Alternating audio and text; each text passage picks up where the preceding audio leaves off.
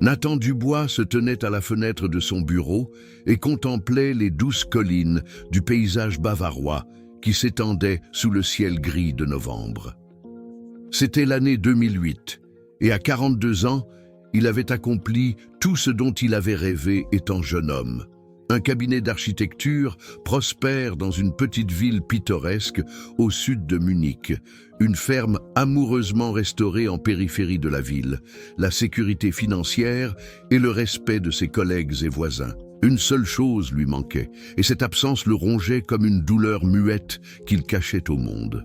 Son premier mariage avait échoué 6 ans auparavant, pas de façon dramatique, pas avec des crises ou des reproches, mais avec le silence progressif de 2 personnes qui n'avaient plus rien à se dire.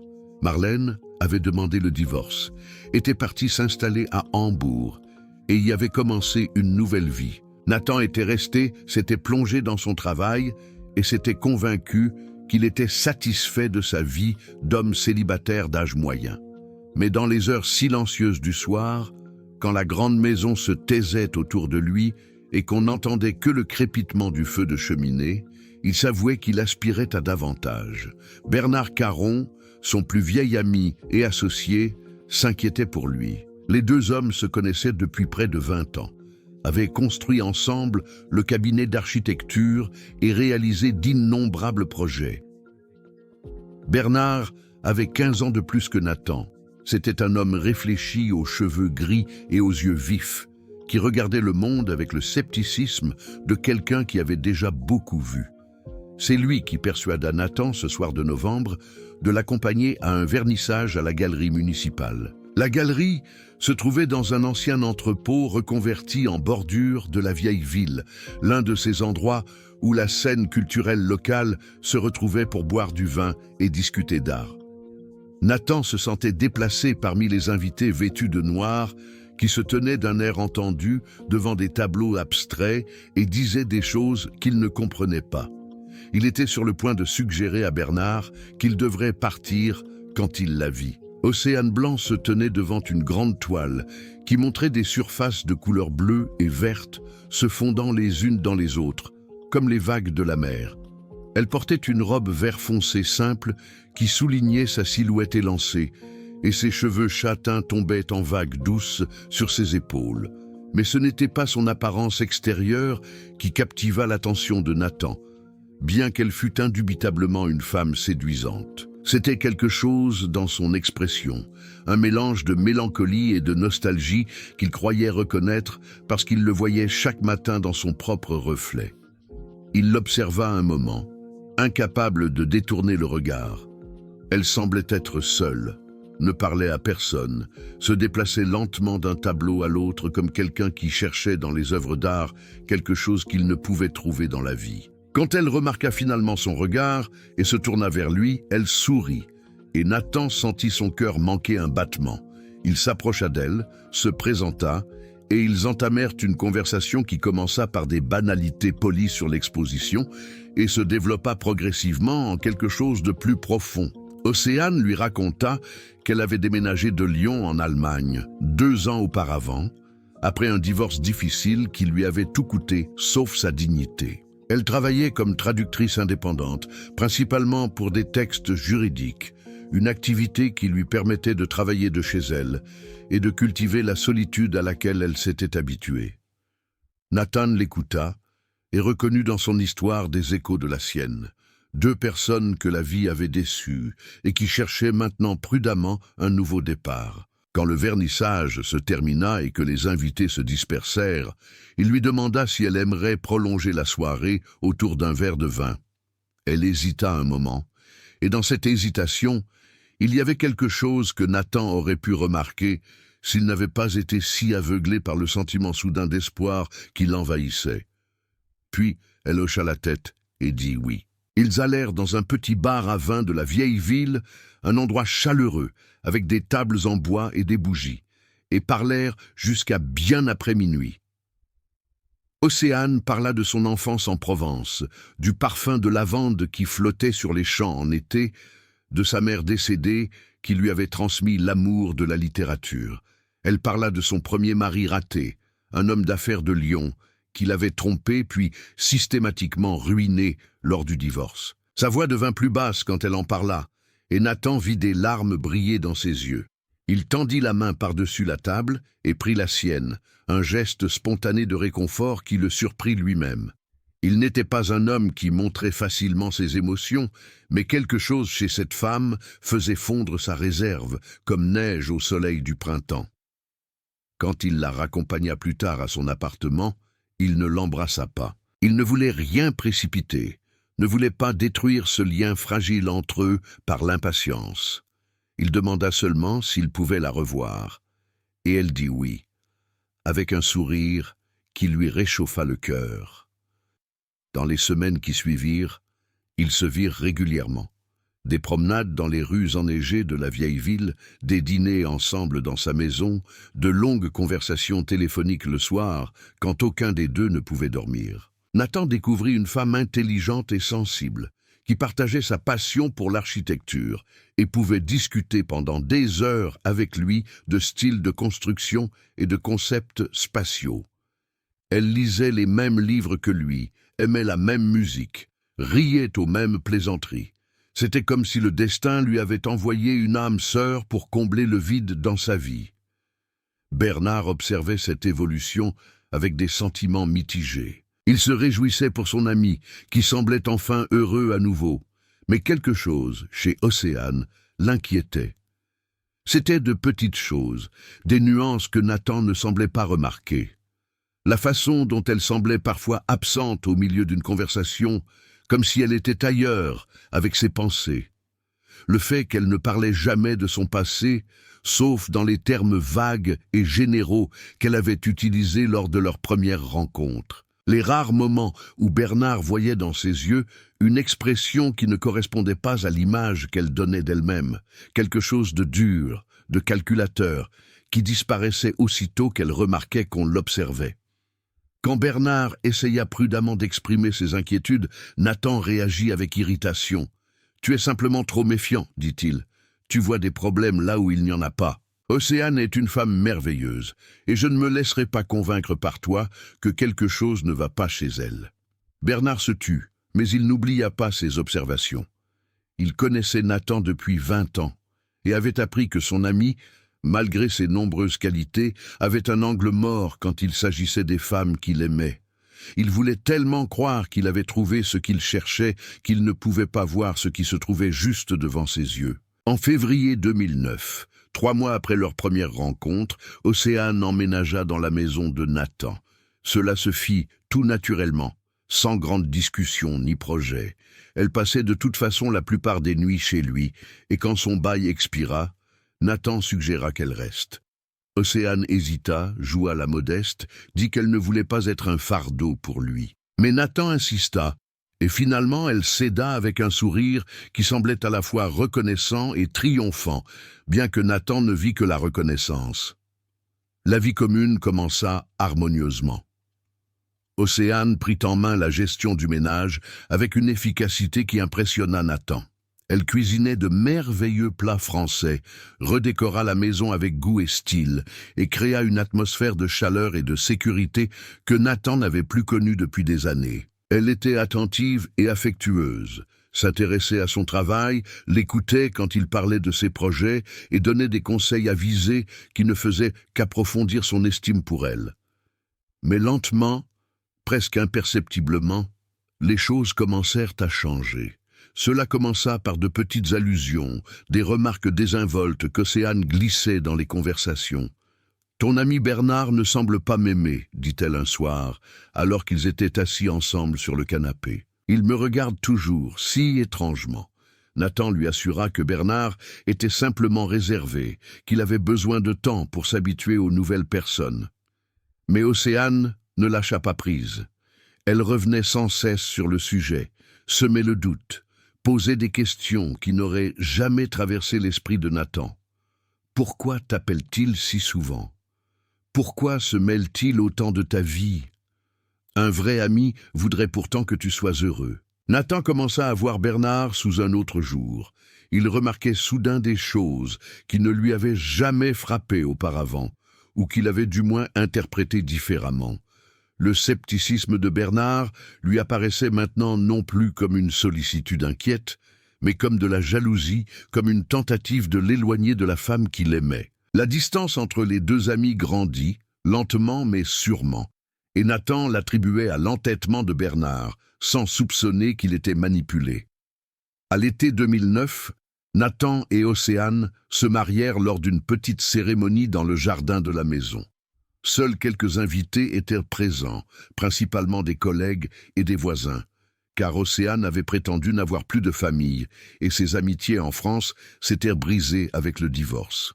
Bernard était invité, mais il ne vint pas. Il envoya une lettre d'excuse polie, dans laquelle il invoquait des obligations professionnelles, mais Nathan savait que c'était un mensonge. La rupture entre eux était maintenant complète, et Océane avait obtenu ce qu'elle voulait, même si Nathan ne le reconnaissait pas. Les premiers mois du mariage furent heureux, ou du moins le semblait-il. Nathan travaillait dur, son cabinet prospérait, et quand il rentrait le soir, Océane l'attendait avec un sourire chaleureux et un bon repas. Il parlait de l'avenir, peut-être d'enfants, de voyages qu'il voulait faire, de la vie qui s'étendait devant eux. Nathan se sentait béni, reconnaissant pour la seconde chance que le destin lui avait donnée. Il ne soupçonnait pas que le destin n'avait rien à voir avec cela, que chaque pas qu'Océane faisait partie d'un plan dont il ne pouvait même pas imaginer les véritables dimensions. À l'automne 2009, leur fille Jade naquit, une petite fille délicate avec les yeux sombres de sa mère et le sourire doux de son père. Nathan était submergé d'amour pour ce petit être qui avait changé sa vie d'un seul coup. Il réduisit son temps de travail, passa chaque minute libre avec sa fille, apprit à changer les couches, à préparer les biberons et à chanter des berceuses. Océane observait cette transformation avec une expression que Nathan prenait pour de la fierté maternelle. En réalité, c'était quelque chose de tout autre. Quand Jade eut 6 mois, Océane commença à changer. C'étaient des changements subtils, si graduels que Nathan les remarquait à peine. Elle devint plus distante, plus renfermée, passait de longues heures à l'ordinateur en prétendant travailler sur des traductions. Elle téléphonait plus souvent et quittait parfois la pièce quand Nathan entrait. Quand il l'interrogeait à ce sujet, elle riait et disait qu'il était paranoïaque. « Ce n'est que du travail, Nathan. Tu sais bien à quel point cela peut être stressant. » Mais ce n'était pas que du travail. Au printemps 2010, quand Nathan se réveilla une nuit et constata qu'Océane n'était pas à côté de lui, il la trouva dans le salon, le téléphone à l'oreille, sa voix un murmure bas. Quand elle le remarqua, elle mit fin à la conversation abruptement et dit que c'était une vieille amie de France qui traversait une période difficile. Nathan la crut, parce qu'il voulait la croire, parce que l'alternative était trop terrible à envisager. Mais la graine du doute était semée, et dans les mois qui suivirent, elle commença à germer. Nathan observait sa femme de plus près, prêtait attention aux détails qu'il avait auparavant négligés. Il remarquait comme elle souriait parfois en regardant son téléphone, un sourire qui ne lui était pas destiné. Il remarquait les nouvelles robes qu'elle achetait, la façon plus soigneuse dont elle se maquillait avant de quitter la maison pour des courses qui duraient des heures. Il remarquait le nom qui s'affichait parfois sur l'écran de son téléphone avant qu'elle ne rejette précipitamment l'appel. Nicolas. Nathan ne connaissait aucun Nicolas. Océane n'avait jamais mentionné un homme de ce nom. Quand il l'interrogea à ce sujet, elle se mit en colère, l'accusa de jalousie, de contrôle, d'incapacité à lui faire confiance. Elle retourna la situation, le rendit coupable, et Nathan, confus et honteux, s'excusa de ses soupçons. Il ne voulait pas détruire sa famille à cause de peurs infondées. Il voulait croire que tout allait bien. Mais rien n'allait bien. À l'été 2010, Nathan commença à tomber malade. Cela commença de façon anodine, avec des nausées occasionnelles et de la fatigue qu'il attribuait au surmenage. Puis vinrent les maux de tête, lancinants et persistants, qu'aucun analgésique ne pouvait soulager. Son appétit diminua, il perdit du poids, ses mains tremblaient parfois sans raison apparente. Les médecins qu'il consultait ne trouvaient aucune explication. « Peut-être le stress », disait-il. « Vous devriez peut-être lever le pied. » Océane était inquiète, ou du moins jouait-elle l'inquiète de façon convaincante. Elle lui préparait des repas spéciaux, lui apportait du thé au lit, s'occupait de lui avec un dévouement qui touchait Nathan. Il avait honte de ses soupçons antérieurs, voyait dans ses soins la preuve qu'il s'était trompé. Cette femme l'aimait, cette femme ne lui ferait jamais de mal. Mais la maladie empira. À l'automne 2010, Nathan pouvait à peine travailler. Il confia la direction du cabinet à un collègue plus jeune et se retira, passant ses journées au lit ou sur le canapé, trop faible pour jouer avec sa petite fille, trop épuisé pour penser clairement.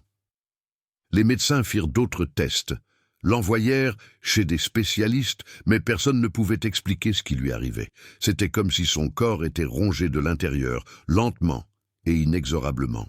Un soir de novembre, exactement 2 ans après avoir rencontré Océane pour la première fois, Nathan était assis seul dans son bureau et fixait une photo sur son bureau. Elle le montrait avec Bernard à l'inauguration de leur cabinet commun il y avait presque 20 ans.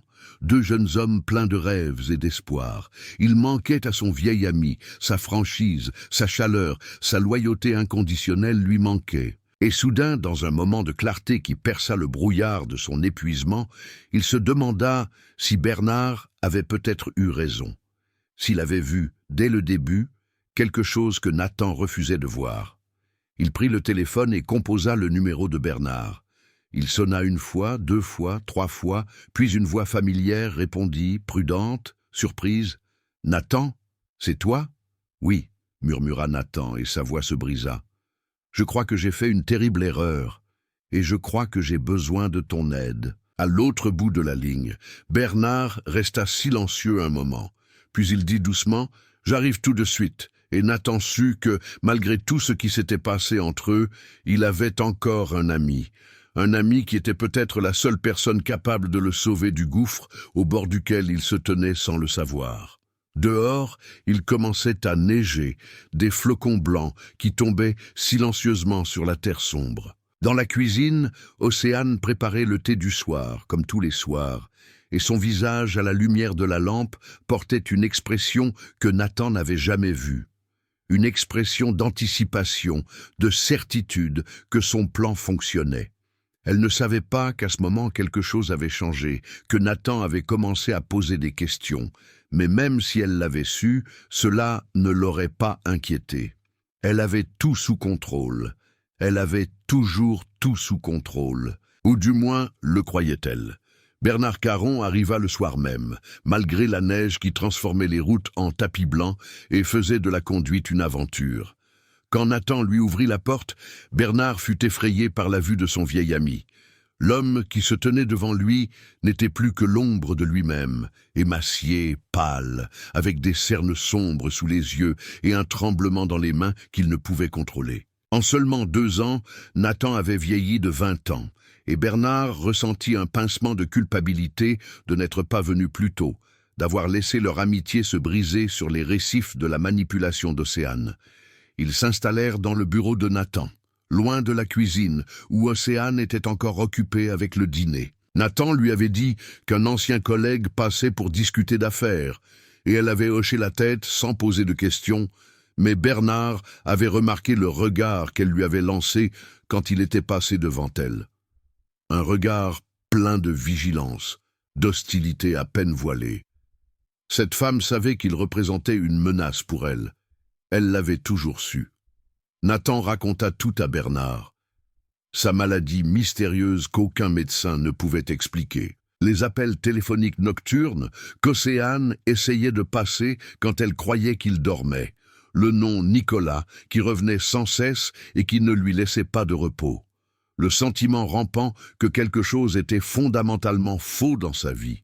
Un sentiment qu'il avait réprimé pendant des mois parce qu'il ne voulait pas admettre ce que cela pourrait signifier. Bernard écouta sans interrompre. Quand Nathan eut terminé, il resta longtemps silencieux, ordonnant ses pensées avant de parler. « J'ai senti, dès le début, que quelque chose n'allait pas avec elle, » dit-il enfin. « Mais je ne pouvais pas le prouver, et tu ne voulais pas entendre. »« Je sais, » répondit Nathan, et sa voix n'était plus qu'un murmure. « J'étais aveugle. Je voulais tellement croire que j'avais enfin trouvé ce que je cherchais. La question est, que faisons-nous maintenant? Dit Bernard.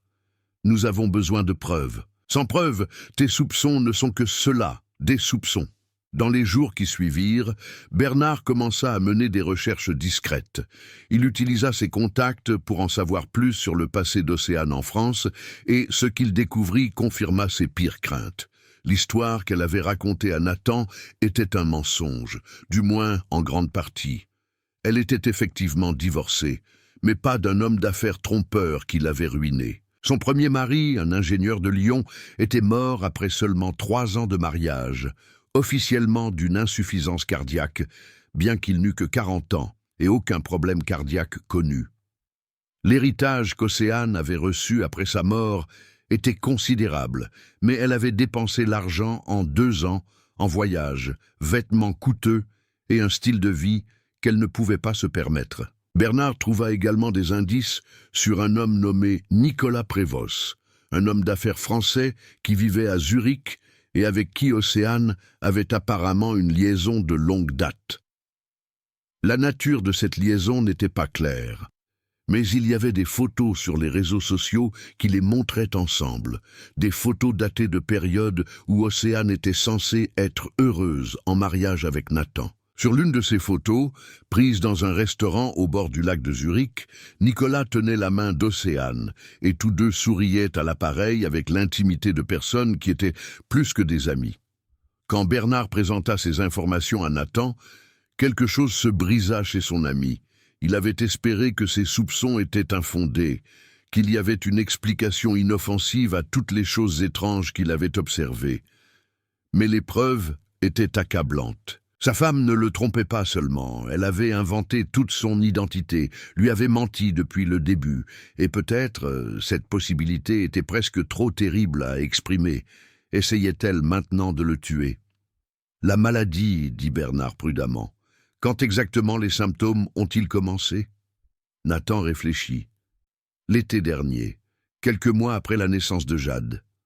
Et ils empirent? Oui, surtout ces derniers temps. Il y a des jours où je peux à peine me lever. Bernard hésita, puis posa la question qui lui brûlait les lèvres. Nathan, qui prépare ta nourriture, qui t'apporte tes boissons? La réalisation frappa Nathan comme un coup. Océane. C'était toujours Océane. Elle insistait pour cuisiner pour lui parce qu'il était malade et devait se ménager. Elle lui apportait du thé au lit chaque soir, du café au petit déjeuner chaque matin. Elle s'occupait de tout ce qu'il consommait, et Nathan avait pris ses soins pour de l'amour. Nous devons être prudents, avertit Bernard.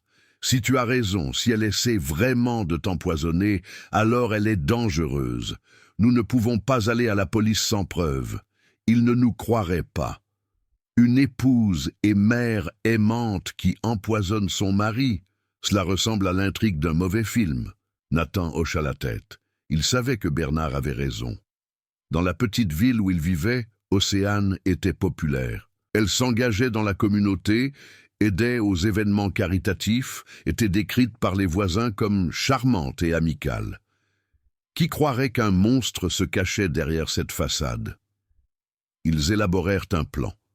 Nathan commencerait à tout documenter, chaque repas, chaque boisson, chaque moment où il se sentait plus mal, après avoir consommé quelque chose qu'Océane lui avait donné.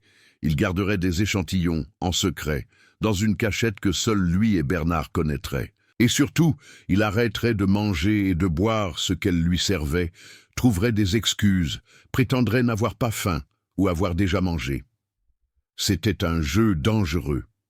Si Océane remarquait qu'il était devenu méfiant, elle pourrait changer de tactique, prendre des mesures plus drastiques. Mais Nathan n'avait pas le choix. Il s'agissait de sa vie. Et au-delà, il s'agissait de Jade, sa petite fille qui ne se doutait de rien, qui aimait et faisait confiance à sa mère comme le font les enfants. Nathan ne pouvait supporter l'idée que Jade grandisse entre les mains de cette femme sans savoir qui était vraiment sa mère. Les semaines suivantes furent un supplice. Nathan joua son rôle, le mari malade soigné par sa femme aimante, tandis qu'intérieurement il tremblait de peur et de dégoût. Chaque fois qu'Océane lui apportait une tasse de thé, il souriait et la remerciait. pour ensuite verser la boisson quand elle ne regardait pas. Il ne mangeait plus que des choses qu'il avait préparées lui-même ou qui venaient d'emballages scellés, et en 2 semaines, ses symptômes commencèrent à diminuer. Les nausées disparurent, les maux de tête devinrent plus rares, le tremblement dans ses mains cessa. Pour Nathan, c'était la preuve définitive. Sa maladie n'était pas un mystère médical, c'était le résultat d'un empoisonnement systématique par la femme qui avait juré de l'aimer jusqu'à ce que la mort les sépare. Mais il avait besoin de plus que ses propres soupçons. Il avait besoin de preuves solides qui tiendraient devant un tribunal. Bernard l'aida à trouver un avocat, un spécialiste du droit pénal qui était discret et avait de l'expérience avec des affaires compliquées. Il organisa un test de laboratoire privé pour les échantillons que Nathan avait collectés.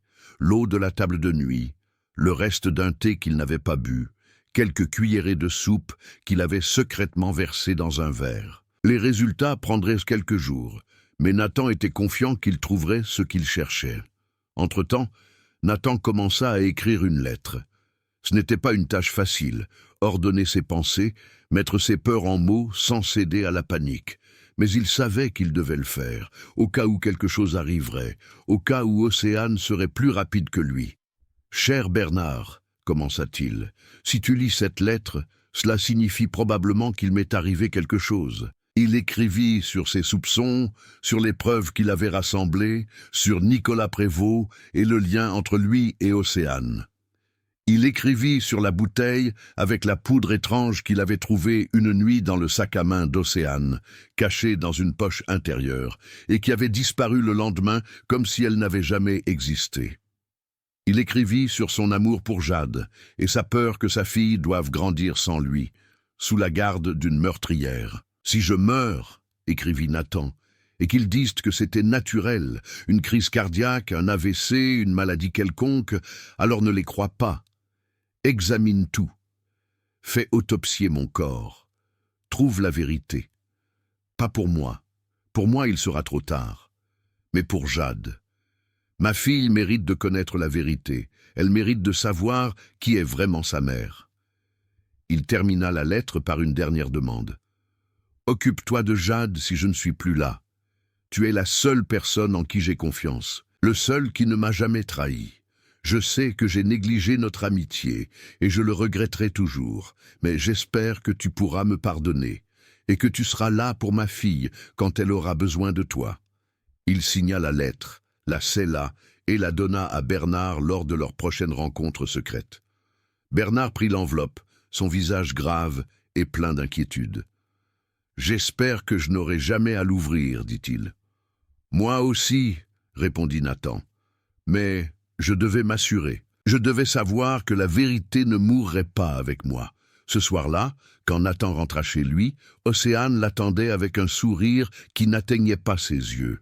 « Tu étais parti longtemps, » dit-elle. « J'avais des choses à faire, » répondit-il, et il se força à lui rendre son baiser sur la joue, bien que cela lui donnât la nausée. « Tu viens dîner ? J'ai préparé ton plat préféré. »« Plus tard peut-être, » dit Nathan. « Je dois encore examiner quelques documents. » Il alla dans son bureau et ferma la porte derrière lui. Par la fenêtre, il voyait le jardin où Jade était assise sur une balançoire, son rire résonnant dans l'air froid du soir. Sa fille, sa petite fille, qui n'avait aucune idée du danger que courait son père. Pour elle, il se battrait. Pour elle, il survivrait. Mais même en ressentant cette détermination dans son cœur, Nathan savait que le temps jouait contre lui. Océane n'était pas une femme stupide. Tôt ou tard, elle remarquerait que quelque chose n'allait pas, qu'il ne lui faisait plus confiance, et quand cela arriverait, elle agirait. La seule question était de savoir qui serait le plus rapide, lui ou elle. Dans l'obscurité de son bureau, Nathan pria un Dieu auquel il n'avait plus cru depuis des années. Il pria pour la force, pour la sagesse, pour le temps, mais surtout, il pria pour la justice. Car s'il avait appris une chose dans ce cauchemar, c'était que la justice n'était pas un cadeau qui tombait du ciel. La justice devait être conquise, parfois avec son dernier souffle. Et Nathan était prêt à se battre. Les résultats du laboratoire arrivèrent un mardi matin, 2 semaines après que Nathan eut déposé les échantillons. Bernard l'appela, sa voix tendue, et lui demanda de venir immédiatement à son bureau. Seul, Nathan inventa une excuse pour Océane, quelque chose à propos d'un rendez-vous urgent avec un ancien client, et conduisit jusqu'à la ville, son cœur battant contre ses côtes comme un animal captif. Bernard l'attendait avec un visage qui n'annonçait pas de bonnes nouvelles. Sur son bureau se trouvait une enveloppe avec le logo du laboratoire. À côté, plusieurs pages de chiffres et de formules chimiques que Nathan ne comprenait pas. Mais il comprenait assez pour savoir que ses pires craintes avaient été confirmées. « Éthylène glycol », dit Bernard doucement. Dans les 3 échantillons, le thé, l'eau, la soupe, ils étaient tous contaminés. Nathan fixa les papiers, incapable de parler. Il l'avait su, bien sûr qu'il l'avait su, mais une partie de lui avait encore espéré qu'il se trompait, qu'il y avait une autre explication. Maintenant, l'espoir était mort, enterré sous des rapports de laboratoire et des preuves scientifiques. L'éthylène glycol, expliqua Bernard, est le composant principal de l'antigel. Il a un goût sucré qui peut facilement être masqué, surtout dans des boissons comme le thé ou le café. À petite dose, il provoque des symptômes similaires à ceux d'une grippe ou d'une gastro-entérite. Nausées, maux de tête, fatigue. À plus forte dose ou administré sur une longue période, il détruit les reins et conduit à la mort. Nathan pensa à tous les mois où il avait été malade, aux innombrables tasses de thé qu'Océane lui avait tendues avec un sourire, aux soupes et aux repas qu'elle avait préparés avec amour pour lui. Chacun contenait du poison. Chaque cuillerée, chaque gorgée l'avait rapproché un peu plus de la mort. Et il l'avait remercié. Il l'avait loué pour ses soins alors qu'elle le tuait systématiquement. « Nous en avons assez, » dit Bernard. « Ce sont des preuves. Nous pouvons aller à la police. » Mais Nathan secoua la tête. « Pas encore, dit-il. Je dois en savoir plus. Je dois comprendre pourquoi elle fait cela. Et je dois savoir qui est Nicolas Prévost et quel rôle il joue dans tout cela. » Bernard protesta, mais Nathan était déterminé. Il savait qu'il prenait un risque, mais il avait besoin de réponses. Pas seulement pour lui-même, mais pour Jade. Sa fille avait le droit de savoir qui était vraiment sa mère et pourquoi elle avait fait ce qu'elle avait fait. Dans les jours qui suivirent, Nathan commença à mener sa propre enquête. Il profitait des moments où Océane était sortie pour fouiller son ordinateur, ses documents, ses cachettes. Il trouva peu, car elle était prudente, mais le peu qu'il trouva était assez effrayant. Dans une boîte cachée tout au fond de son armoire, Nathan découvrit des lettres. Des dizaines de lettres, manuscrites sur du papier coûteux, adressées à Océane et signées d'une seule lettre, N. Les lettres étaient pleines d'amour et de nostalgie, mais aussi pleines de plans, des plans qui glaçaient le sang de Nathan. « Bientôt nous serons ensemble », était-il écrit dans l'une des lettres. « Dès qu'il sera hors du chemin, nous pourrons mener la vie que nous méritons. Son argent, sa maison, tout sera à nous, et personne ne saura jamais ce qui s'est vraiment passé. » Nathan lut les lettres encore et encore, chaque mot se gravant dans sa mémoire. Ce n'était donc pas seulement Océane. C'était un plan, une conspiration entre elle et ce Nicolas pour le tuer et hériter de sa fortune. Un pacte, scellé dans la passion et la cupidité, avec son sang. Il trouva aussi des photos, cachées entre les lettres. Des photos d'Océane et Nicolas ensemble, dans des endroits que Nathan ne connaissait pas, dans des poses qui ne laissaient aucun doute sur la nature de leur relation. Sur l'une des photos, Océane portait une bague en diamant qui n'était pas celle que Nathan lui avait offerte pour leur mariage. Une bague qu'elle avait dû recevoir de Nicolas, un symbole de sa vraie loyauté. Nathan photographia tout avec son téléphone, des preuves qu'il montrerait à Bernard, des preuves qui pourraient être utilisées au tribunal. Puis il remit tout soigneusement en place, exactement comme il l'avait trouvé. Océane ne devait pas savoir qu'il connaissait ses secrets. Pas encore. Mais l'univers avait d'autres plans. Ce soir-là, quand Nathan rentra chez lui, Océane l'attendait avec une expression qu'il n'avait jamais vue chez elle. Ses yeux étaient froids, sa bouche une ligne mince, son attitude celle d'un prédateur qui avait acculé sa proie. « Où étais-tu vraiment, Nathan ?» Sa voix était basse, mais il y avait une acuité qui le fit frissonner. « Chez un client, répondit-il, s'efforçant de paraître calme. Je t'ai dit que... Ne me mens pas. Elle fit un pas de plus, et Nathan recula instinctivement. J'ai vu ton ami Bernard, en ville. Vous vous êtes rencontrés, n'est-ce pas? Nathan savait que nier était inutile. Oui, admit-il. Nous avions des affaires à discuter. Des affaires. Elle rit, un son dur et sans humour. Tu penses que je suis stupide, n'est-ce pas? Tu penses que je ne remarque pas ce qui se passe, la façon dont tu te comportes, dont tu me regardes, dont tu as arrêté de manger ce que je cuisine pour toi. Nathan sentit son cœur battre plus vite, mais il se força à soutenir son regard. Et pourquoi devrais-je avoir peur de ce que tu me donnes à manger, Océane? As-tu quelque chose à me dire? Pendant un moment, quelque chose passa dans ses yeux, quelque chose comme de la surprise, ou peut-être du respect. Puis ce fut parti, remplacé par un masque de parfaite sérénité. « Tu es malade, Nathan, » dit-elle, sa voix soudain douce, inquiète. « La maladie a attaqué ton esprit. Tu vois des ennemis là où il n'y en a pas. Tu te méfies des gens qui t'aiment. Peut-être devrais-tu parler à un médecin, un psychiatre. » C'était un coup habile, reconnut Nathan. Si elle pouvait le faire passer pour malade mental, ses accusations paraîtraient moins crédibles. Un homme paranoïaque qui accuse sa femme aimante de l'empoisonner, qui le croirait? C'était le crime parfait, détruire non seulement le corps, mais aussi la réputation. « Je ne suis pas malade, » dit Nathan calmement. « Du moins plus depuis que j'ai arrêté de boire ton thé. » Le visage d'Océane se figea. « Qu'est-ce que tu veux dire par là? Je pense que tu sais exactement ce que je veux dire. » L'air entre eux crépitait de tension. Jade était heureusement chez une amie. Elle n'aurait pas à assister à ce conflit. Nathan et Océane se faisaient face comme deux duellistes, chacun attendant que l'autre fasse le premier mouvement. « Tu n'as pas de preuves, » dit finalement Océane, sa voix à peine plus qu'un sifflement. « Quoi que tu penses, quoi que ton ami Bernard t'ait mis dans la tête, tu n'as pas de preuves.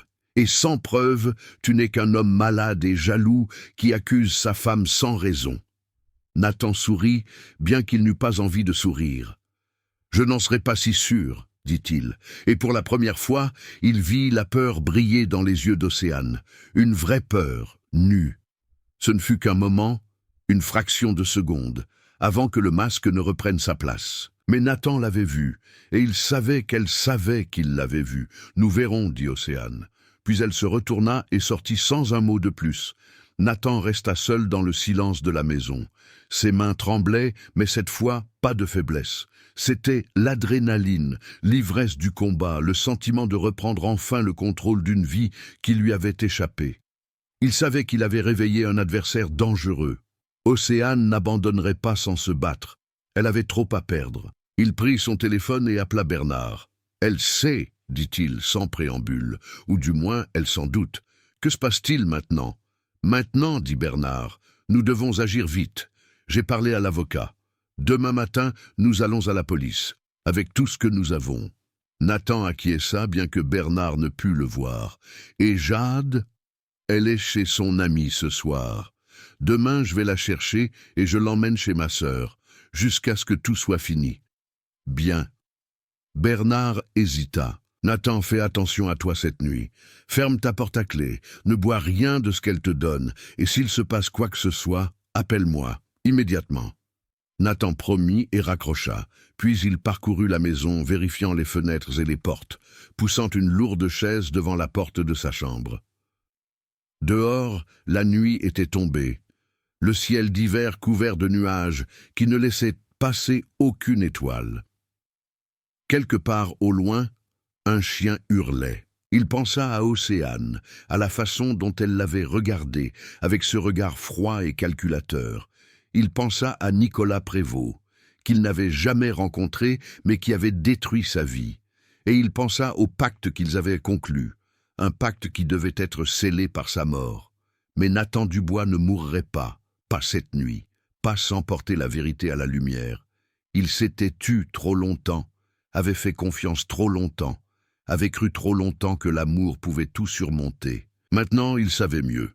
Parfois l'amour lui-même était l'arme et l'ennemi dormait dans le même lit. Il se coucha mais ne dormit pas. Au lieu de cela, il écouta chaque bruit dans la maison, le grincement des lattes du plancher, le murmure du vent, les pas qui venaient peut-être ou qui n'existaient peut-être que dans son imagination. La nuit fut longue, la plus longue de sa vie. Mais quand la première lueur grise de l'aube filtra à travers les rideaux, Nathan était toujours en vie. Et il était prêt pour ce qui allait suivre. Dans sa cachette, dans le vieux hangar derrière la maison, se trouvaient les preuves qui détruiraient Océane. Les rapports de laboratoire, les photos, les lettres de Nicolas, tout soigneusement trié et étiqueté. Et la lettre à Bernard qui expliquait tout, au cas où Nathan n'y arriverait pas. Il avait pensé à tout, planifié chaque détail, comme l'architecte qu'il était. Maintenant, il devait juste survivre jusqu'à l'aube. Le matin vint, mais pas comme Nathan l'avait attendu. Quand les premiers rayons du soleil percèrent à travers les rideaux, il était épuisé par la nuit sans sommeil, mais déterminé à exécuter son plan. Il emmènerait Jade en sécurité chez sa sœur, puis irait avec Bernard à la police et révélerait tout. Les résultats du laboratoire, les lettres, les photos, tout le pacte entre Océane et Nicolas.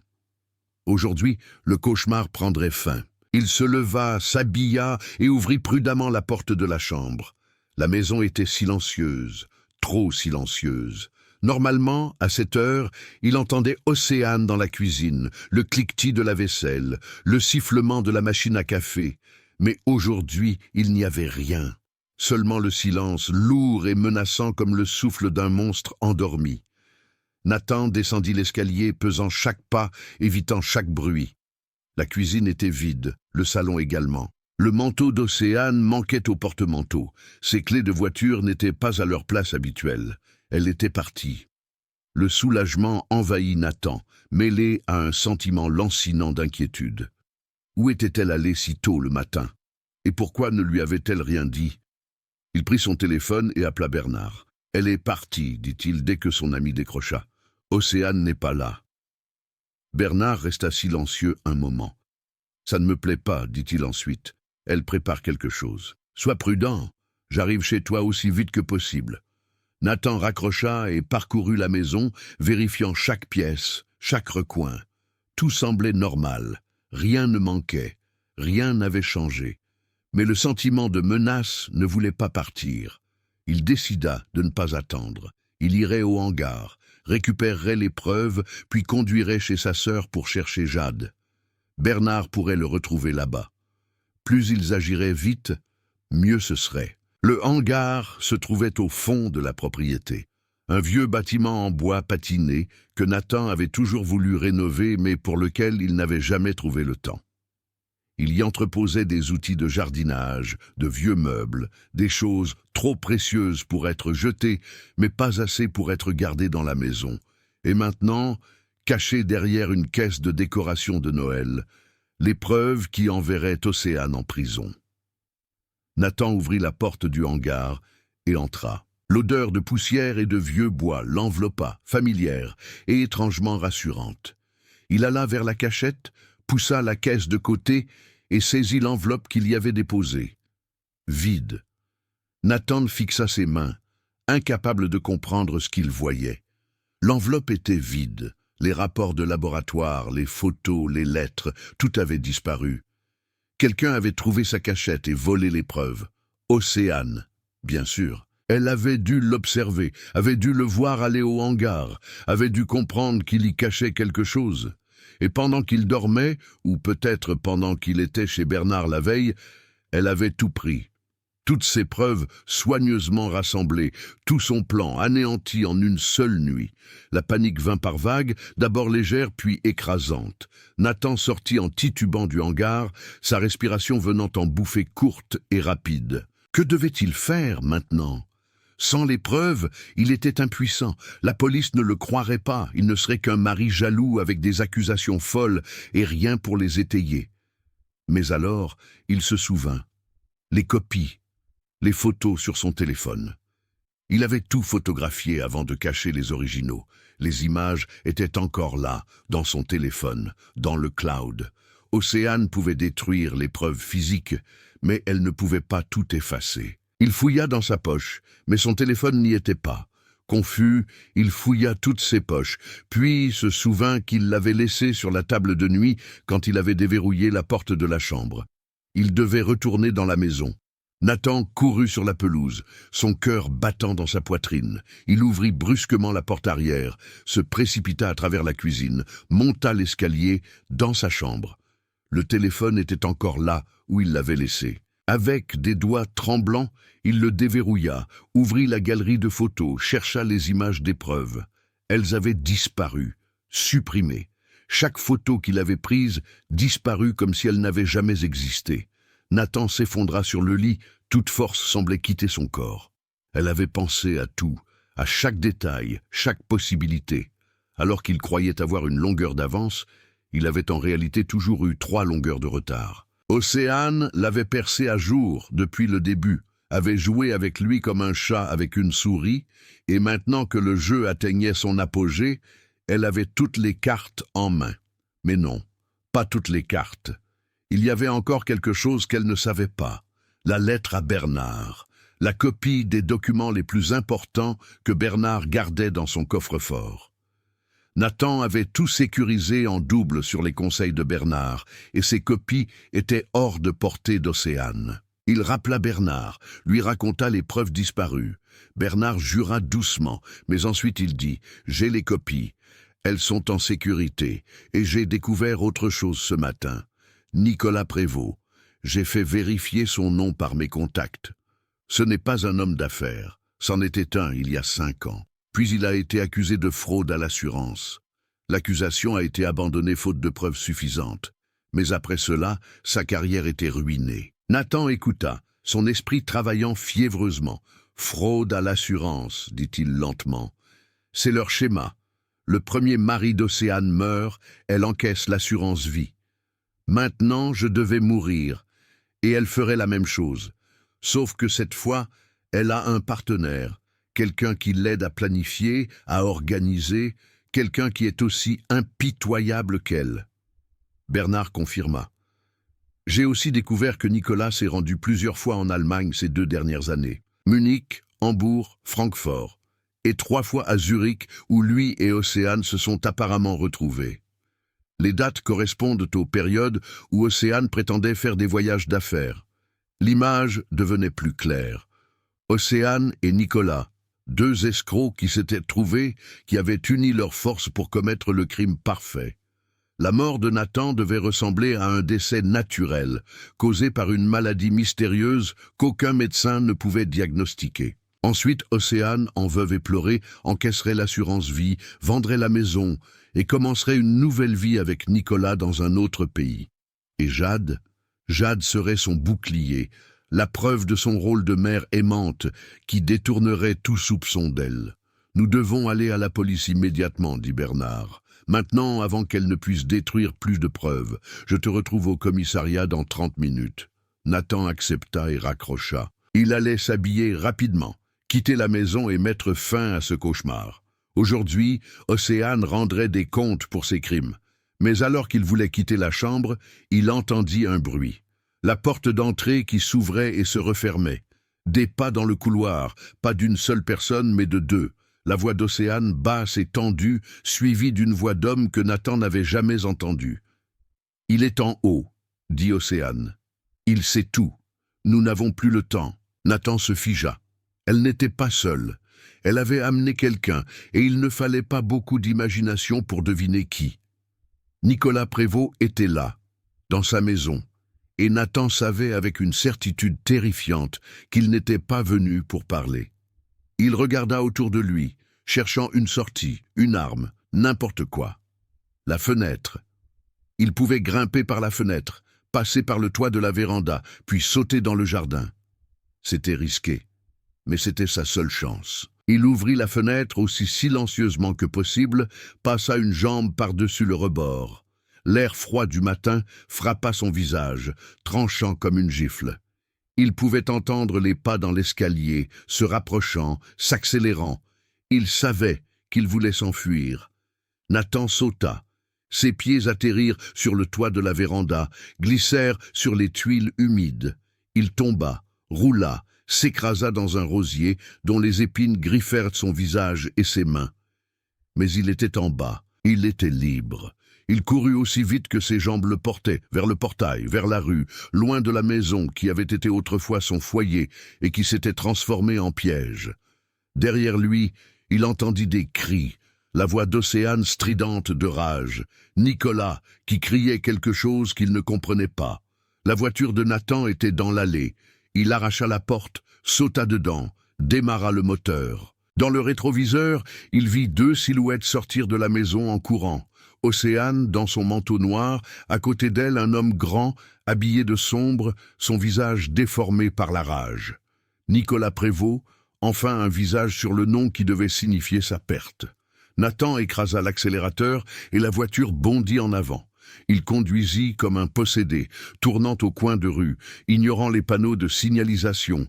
Son seul objectif, le commissariat de police du centre-ville. Il devait y arriver. Il devait raconter la vérité avant qu'ils ne le réduisent au silence. Son téléphone sonna. Bernard. Nathan décrocha sans quitter la route des yeux. « Ils sont là » haleta-t-il. « Océane et Nicolas. Ils ont essayé... Je me suis échappé.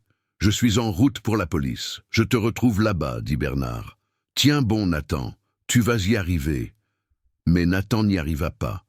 Il ne vit pas le camion qui arrivait de la droite, ne vit pas le feu rouge qu'il avait brûlé dans sa panique. Il n'entendit que le crissement des freins, sentit l'impact qui projeta son corps comme une poupée dans les airs. Puis, il n'y eut plus que la douleur, blanche et dévorante, puis les ténèbres. La dernière chose que Nathan Dubois pensa, avant que l'inconscience ne l'engloutisse, fut le visage de sa fille. Jade, avec ses yeux sombres et son doux sourire, qui ne saurait jamais combien son père l'avait aimé. Puis, il n'y eut plus rien. L'ambulance arriva 11 minutes après l'accident. Les secouristes trouvèrent Nathan dans son véhicule détruit, inconscient mais vivant. Son pouls était faible, sa respiration superficielle, mais il respirait encore. Ils le stabilisèrent, le chargèrent dans l'ambulance et foncèrent vers l'hôpital, tandis que l'un des ambulanciers essayait de surveiller ses signes vitaux. Bernard Caron arriva sur les lieux de l'accident 20 minutes plus tard. Il vit le cordon de police, les débris sur la route, le sang sur l'asphalte. Il vit un officier s'approcher de lui, vit l'expression de son visage et sut, avant que l'homme n'ouvre la bouche, que quelque chose de terrible s'était produit. « Connaissez-vous le conducteur du véhicule ?» demanda l'officier. Bernard hocha la tête en silence. « C'est mon ami, mon meilleur ami. » L'officier lui posa une main sur l'épaule. « Il est en route pour l'hôpital. Ça ne semble pas bon. Je dois vous poser quelques questions, si vous vous en sentez capable. » Mais Bernard n'écoutait plus. Il pensait à la lettre dans son coffre-fort, aux preuves que Nathan avait rassemblées, à la vérité qui mourrait peut-être avec son ami. Et il se jura, à ce moment-là, sur cette route tachée de sang, qu'il ne laisserait pas Océane et Nicolas s'en tirer. Même si Nathan mourait, son histoire survivrait. Son sacrifice n'aurait pas été vain. La vérité éclaterait, coûte que coûte. Nathan Dubois resta dans le coma pendant 3 jours. 3 jours pendant lesquels les machines à côté de son lit bipaient et bourdonnaient, pendant lesquels médecins et infirmières allaient et venaient, pendant lesquels Bernard Caron restait assis à son chevet et priait un Dieu auquel il ne croyait pas pour que son ami ouvre à nouveau les yeux. Mais Nathan n'ouvrit pas les yeux. Le matin du 4e jour, à 6h47, son cœur cessa de battre. Les médecins firent tout leur possible, luttèrent pendant 1 demi-heure pour sa vie. Mais ce fut en vain. Nathan Dubois était mort. Bernard l'apprit par un appel de la clinique. Il était assis dans son bureau, fixant le mur et essayant de comprendre la nouvelle. Son ami, son associé, l'homme qu'il connaissait depuis 20 ans, n'était plus. Mort dans un accident qui n'était pas un accident, mais la conséquence ultime d'une conspiration qu'il avait percée trop tard. Mais Bernard n'avait pas le temps de faire son deuil. Pas maintenant. Nathan lui avait laissé une tâche, une mission qu'il devait accomplir avant qu'Océane et Nicolas n'aient l'occasion d'effacer complètement leurs traces. Il prit le téléphone et appela la police. Le commissaire Heinrich Weber était un officier expérimenté d'une 50aine d'années, aux cheveux gris et aux yeux fatigués qui avaient déjà trop vu. Il écouta Bernard sans l'interrompre tandis que celui-ci racontait toute l'histoire. L'empoisonnement, les résultats du laboratoire, les lettres de Nicolas, le pacte entre les deux complices. Il examina les documents que Bernard avait sortis de son coffre-fort, les copies des preuves que Nathan avait payées de sa vie. « Ce sont de graves accusations, dit finalement Weber. Vous prétendez que cette femme a systématiquement empoisonné son mari et que sa mort, bien qu'elle ait été causée par un accident de la route, est indirectement attribuable à ses actions. » Bernard hocha la tête. Nathan était en fuite. Il essayait d'aller à la police pour faire exactement ce que je fais maintenant. Océane et Nicolas étaient dans sa maison. Il voulait le faire taire. Il a paniqué, a perdu le contrôle de son véhicule. Mais le vrai meurtre a commencé des mois avant, avec chaque goutte de poison qu'elle a mise dans son thé. Weber resta longtemps silencieux. Puis, il prit le téléphone et ordonna une série de mesures que Bernard ne comprit qu'à moitié. Mandat de perquisition, mandat d'arrêt, examens médicaux-légaux. La machine de la justice commença à tourner, lentement mais inexorablement. Océane fut arrêtée le jour même, dans la maison qui avait été autrefois le foyer de Nathan. Elle joua la veuve désespérée, pleura, sanglota, clama son innocence, mais la police trouva de l'antigel dans le garage, caché derrière des pots de peinture et de vieux journaux. Ils trouvèrent des traces d'éthylène glycol dans la cuisine, sur des tasses et des cuillères qu'Océane avait oublié de nettoyer. Et ils trouvèrent, dans un tiroir secret de son bureau, le brouillon d'un testament que Nathan était censé avoir signé et qui léguait toute sa fortune à Océane. La signature était un faux. Nicolas Prévost fut plus difficile à trouver. Il avait disparu immédiatement après l'accident de Nathan, avait quitté son hôtel à Munich et semblait s'être volatilisé. Mais la coopération internationale des forces de l'ordre porta ses fruits. 2 semaines plus tard, il fut arrêté à Zurich alors qu'il essayait de monter dans un avion pour l'Amérique du Sud sous un faux nom. Dans ses bagages, les agents trouvèrent 200 000 € en liquide, de faux passeports pour lui et Océane, ainsi qu'une clé USB contenant des plans détaillés pour leur fuite. Les interrogatoires commencèrent. Océane se tut d'abord sur les conseils de son avocat, mais Nicolas craqua rapidement. Ce n'était pas un meurtrier de nature, mais un homme d'affaires raté qui était tombé amoureux d'une femme dangereuse et s'était laissé convaincre de faire des choses qu'il n'aurait jamais faites seul. Il raconta tout, le pacte qu'ils avaient conclu, le partage du butin, la méthode qu'ils avaient choisie. Il décrivit comment Océane avait administré à Nathan pendant des mois de petites doses d'éthylène glycol, juste assez pour le rendre malade, mais pas assez pour le tuer immédiatement. Elle voulait y aller doucement, expliqua Nicolas d'une voix tremblante. Elle disait que cela devait ressembler à une maladie naturelle. Personne ne soupçonnerait rien si un homme d'âge moyen mourait d'une maladie mystérieuse. Mais Nathan avait eu des soupçons. Il avait rassemblé des preuves, avait écrit une lettre, avait essayé de raconter son histoire. Et bien qu'il soit mort avant de pouvoir le faire lui-même, sa voix parlait maintenant à travers les documents que Bernard avait remis à la police. Une voix d'outre-tombe qui réclamait justice. La lettre que Nathan avait écrite à Bernard devint la pièce maîtresse de l'affaire. Elle fut lue devant le tribunal. Chaque mot un témoignage de la souffrance et du désespoir d'un homme qui luttait pour sa vie et qui avait perdu. Les jurés écoutèrent, beaucoup les larmes aux yeux, tandis que les mots de Nathan résonnaient dans la salle d'audience. « Si je meurs, avait écrit Nathan, et qu'ils disent que c'était naturel, ne les crois pas. Examine tout, fais autopsier mon corps, trouve la vérité. Pas pour moi il sera trop tard, mais pour Jade. Ma fille mérite de connaître la vérité. » L'autopsie, effectuée à l'insistance de Bernard, confirma les soupçons de Nathan. Malgré l'accident de la route, ses organes montraient des signes évidents d'empoisonnement à long terme. Ses reins étaient endommagés, son foie atteint, tout son corps portait les marques des effets de l'éthylène glycol. Le médecin légiste déclara que Nathan, même s'il avait survécu à l'accident, serait probablement mort d'une défaillance d'organes dans l'année. L'empoisonnement l'avait déjà détruit de l'intérieur. Océane changea de stratégie. Elle ne pouvait pas nier les preuves, alors elle essaya de rejeter la faute sur Nicolas. « Il m'a forcé », prétendit-elle en pleurant. « Il m'a manipulé, menacé. J'avais peur pour ma vie, pour celle de ma fille. Je ne savais pas ce que je faisais, mais les preuves contredisaient sa version. » Les lettres de Nicolas montraient une relation entre égaux, pas entre agresseurs et victimes. Les courriels que la police trouva sur son ordinateur révélaient une femme qui non seulement participait, mais prenait souvent l'initiative. C'était Océane qui avait élaboré le plan. C'était Océane qui avait choisi Nathan comme prochaine victime, bien avant de l'aborder dans cette galerie. C'était Océane qui avait tiré les ficelles depuis le début.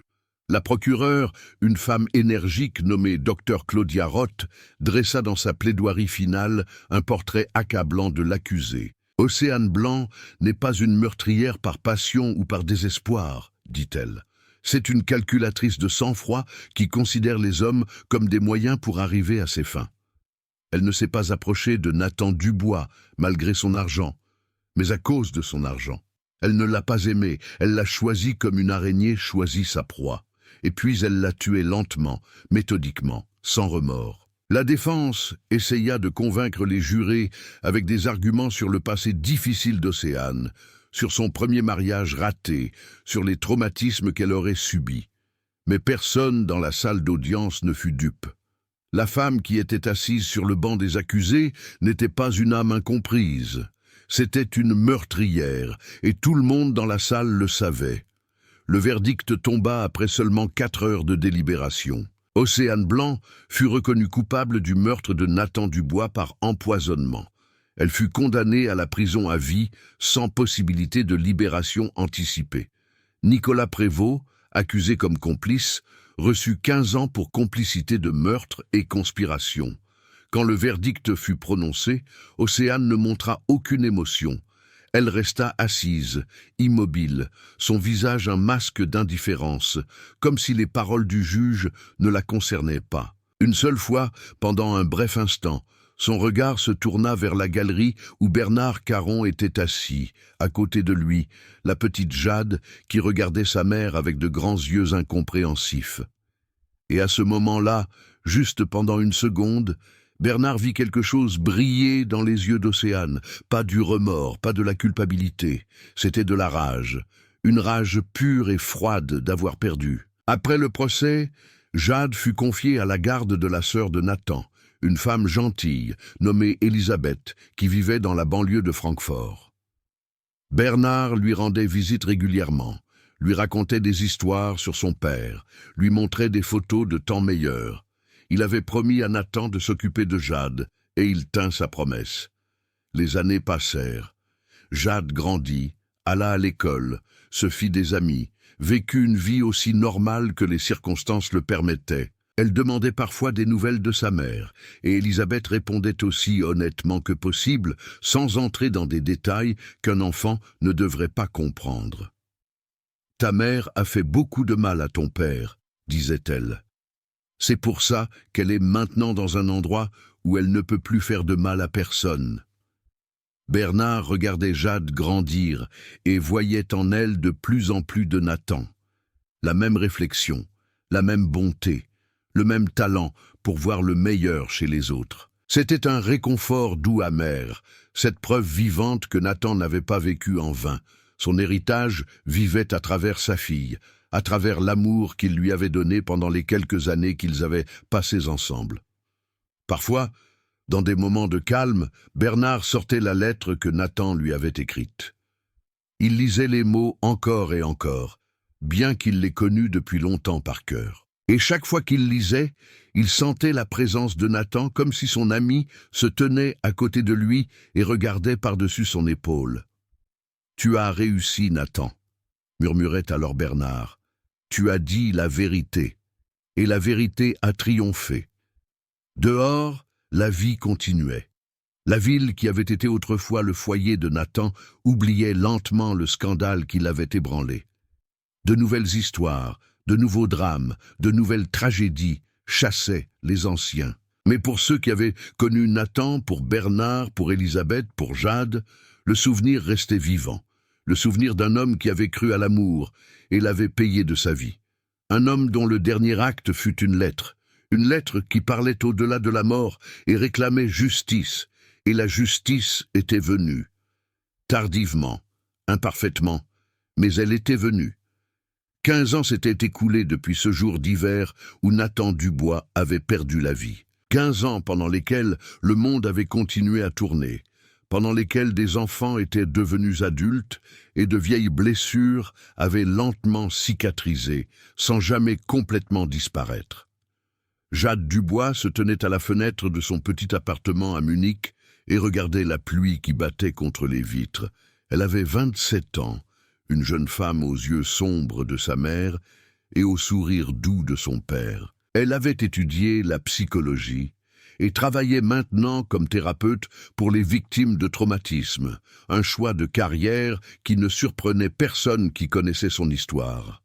Elle aidait des gens qui avaient vécu l'inimaginable, parce qu'elle savait elle-même ce que c'était quand le sol se dérobait sous vos pieds. Sur la table derrière elle se trouvait une enveloppe qu'elle avait reçue ce matin. Elle venait de l'administration pénitentiaire, une lettre officielle l'informant d'une demande qui serait examinée par le tribunal. Océane Blanc, né Marchand, avait déposé une demande de libération anticipée après 15 ans de détention. Une audience était prévue le mois prochain et Jade, en tant que proche de la victime, avait le droit d'y assister et de faire une déclaration. Jade avait lu la lettre plusieurs fois, chaque mot se gravant dans sa mémoire, comme de l'acide sur du papier. Sa mère, la femme qui avait assassiné son père, voulait être libre, après seulement 15 ans. Comme si la vie de Nathan Dubois avait si peu de valeur qu'on pouvait la compenser par 15 ans de prison. Elle prit son téléphone et composa un numéro qu'elle connaissait par cœur. Bernard Caron, maintenant âgé de 80 ans mais toujours mentalement alerte et plein d'énergie, décrocha à la deuxième sonnerie. « Je l'ai aussi reçu ?» dit-il, sans attendre de salutation. « Je suppose que tu veux y aller ?» Jade ferma les yeux. « Je le dois à papa. » Bernard resta silencieux un moment. Puis il dit doucement. Il serait fier de toi, Jade, de la femme que tu es devenue. Tu le sais, n'est-ce pas? Jade le savait. Elle avait passé les 15 dernières années à apprendre la vérité sur son père, pas seulement la vérité sur sa mort, mais aussi la vérité sur sa vie. Bernard lui avait tout raconté, lui avait montré des photos, des lettres, des souvenirs. Il lui avait décrit l'homme qu'il avait connu, l'ami généreux, l'architecte talentueux, le père aimant qui aimait sa fille plus que tout au monde. Et il lui avait donné la lettre que Nathan avait écrite peu avant sa mort, la lettre qui était son dernier message au monde. Jade avait lu cette lettre des centaines de fois, si souvent qu'elle la connaissait par cœur. Elle connaissait chaque mot, chaque virgule, chaque tache d'encre qui montrait où son père avait hésité, où les émotions l'avaient submergée. C'était la chose la plus précieuse qu'elle possédait, plus précieuse que l'argent ou les biens, parce que c'était la voix de son père, préservée pour l'éternité. L'audience eut lieu par un froid matin de février, dans une salle d'audience austère qui sentait le désinfectant et le vieux papier. Jade était assise au premier rang, Bernard à côté d'elle, sa main sur la sienne, un geste silencieux de soutien. De l'autre côté de la salle, derrière une vitre, était assise Océane Blanc. Jade n'avait pas revu sa mère depuis le procès. La femme en face d'elle était à peine reconnaissable. Les années de prison avaient laissé leurs traces. Les cheveux châtains autrefois brillants étaient devenus gris et ternes. Le visage était sillonné de rides, les yeux fatigués et vides. Océane avait 52 ans, mais elle en paraissait 70. La prison l'avait brisée, du moins extérieurement. Mais quand leurs regards se croisèrent, Jade vit quelque chose briller dans les yeux de sa mère qui l'effraya. Ce n'était pas du remords, ce n'était pas de la culpabilité. C'était du calcul. Malgré tout, malgré les années derrière les barreaux, malgré les preuves qui l'avaient confondu, malgré les témoignages et la condamnation, Océane Blanc croyait encore qu'elle avait raison, qu'elle n'avait fait que ce qui était nécessaire, que Nathan avait mérité son sort. L'audience commença. L'avocat d'Océane, un jeune homme au regard ambitieux, présenta les arguments en faveur de sa libération. Sa cliente avait purgé sa peine, dit-il. Elle s'était comportée de façon exemplaire en prison, avait participé à des programmes de réhabilitation, avait regretté ses actes. Elle n'était plus un danger pour la société. Elle méritait une seconde chance. Puis ce fut au tour de Jade. Elle se leva, ses jambes tremblaient légèrement, mais sa voix était ferme quand elle commença à parler. « Je m'appelle Jade Dubois, dit-elle. Nathan Dubois était mon père.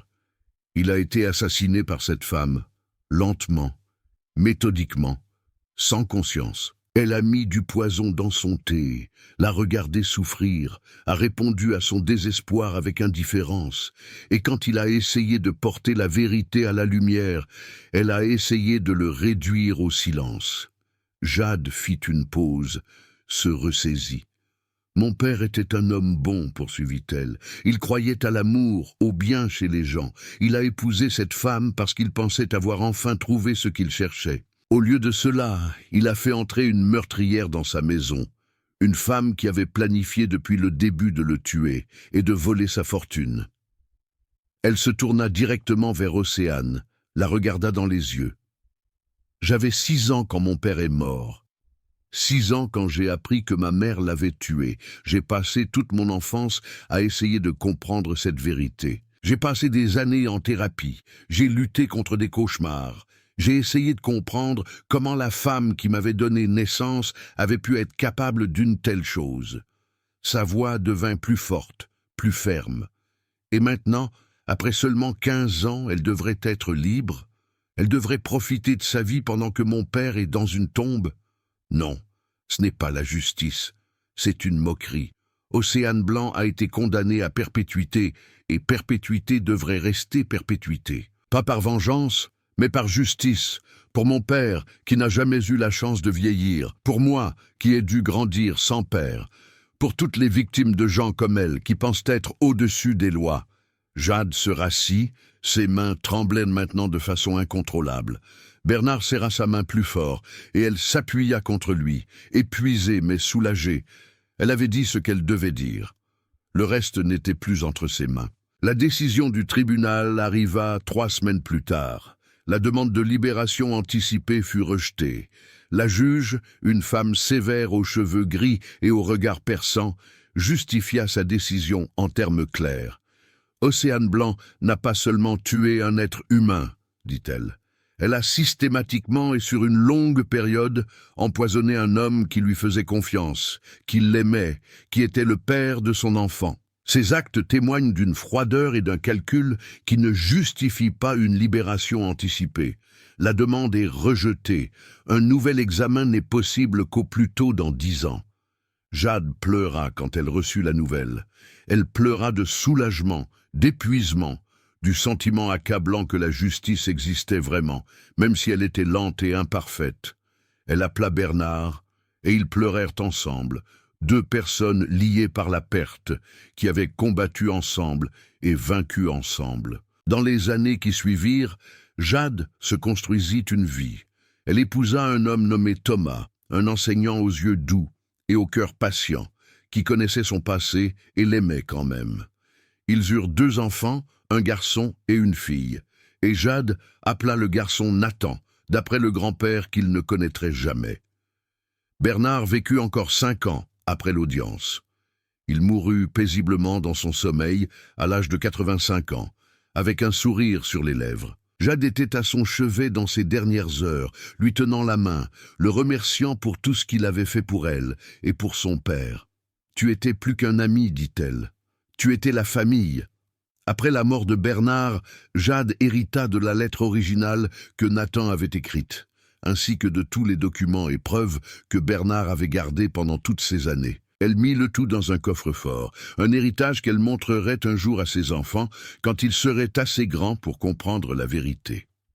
Océane Blanc, mourut en prison, 23 ans après sa condamnation, d'une crise cardiaque. Elle avait 69 ans. Jade l'apprit par un appel de l'administration pénitentiaire et ne ressentit rien. Pas de chagrin, pas de soulagement, pas de satisfaction. Seulement le vide. La femme qui avait détruit sa vie était morte, et cela ne changeait rien. Nathan était toujours mort. Le passé s'était toujours produit. Certaines blessures ne guérissaient jamais complètement. Mais Jade avait appris à vivre avec ses blessures. Elle avait appris que la vie continuait même après la pire des pertes. Elle avait appris que l'amour était plus fort que la haine, que l'espoir était plus fort que le désespoir, que la vérité finissait toujours par éclater, même si cela prenait parfois du temps. Au 25e anniversaire de la mort de Nathan, Jade visita sa tombe comme elle le faisait chaque année. Elle apporta des fleurs, des lys blancs, ses fleurs préférées, et les posa devant la simple pierre tombale sur laquelle était inscrit son nom. Nathan Dubois, 1966-2011, père bien-aimé, ami fidèle, sa voix n'a pas été réduite au silence. Ces derniers mots, Jade les avait choisis elle-même, des années après le procès, quand elle avait enfin trouvé la force de faire refaire sa pierre tombale. C'était un message, pas seulement au monde, mais aussi à elle-même. Un rappel que son père, bien que mort, parlait encore. À travers la lettre qu'il avait laissée. À travers la justice qui avait été conquise en son nom. À travers elle, sa fille, qui portait son héritage vers l'avenir. Jade s'agenouilla devant la tombe et posa sa main sur la pierre froide. « Papa, murmura-t-elle, je ne sais pas si tu peux m'entendre, mais je voulais te dire que je vais bien. J'ai une famille maintenant, un homme qui m'aime, des enfants qui ont ton sourire. Tu les aurais aimés, tu les aurais tellement aimés. » Elle essuya une larme sur son visage. « Tu me manques, poursuivit-elle. Chaque jour. Mais j'ai arrêté d'être en colère. J'ai arrêté de me demander pourquoi c'est arrivé. C'est arrivé, et je ne peux pas le changer. Mais je peux décider comment je vis avec. Et j'ai décidé de vivre, vraiment vivre, comme tu l'aurais voulu. » Elle se releva, regarda la pierre tombale une dernière fois. Le vent s'était levé et portait avec lui l'odeur du printemps, du renouveau et de l'espoir. Jade sourit, un sourire triste mais paisible. « Merci, papa, dit-elle doucement, pour tout ce que tu m'as donné. Pour l'amour, les souvenirs, le courage, je n'oublierai jamais, et je ferai en sorte que mes enfants n'oublient jamais non plus. Tu vis en nous, en chacun de nous. » Elle se retourna et marcha sur le chemin de gravier, retournant à sa voiture, retournant à sa vie. Derrière elle, la pierre tombale restait debout, silencieuse et digne, témoignage d'une vie qui s'était terminée trop tôt, mais dont l'héritage durerait éternellement. Nathan Dubois avait cru à l'amour, et l'amour l'avait trahi. Mais sa fille avait appris à aimer à nouveau, malgré tout, et en cela, peut-être, résidait sa plus grande victoire. Pas sur Océane, pas sur la mort, mais sur les ténèbres elles-mêmes. Les ténèbres qui essayaient d'engloutir tout ce qui était bon, mais qui à la fin devaient toujours céder à la lumière que Nathan avait allumée et qui brûlait maintenant dans sa fille, pour toujours.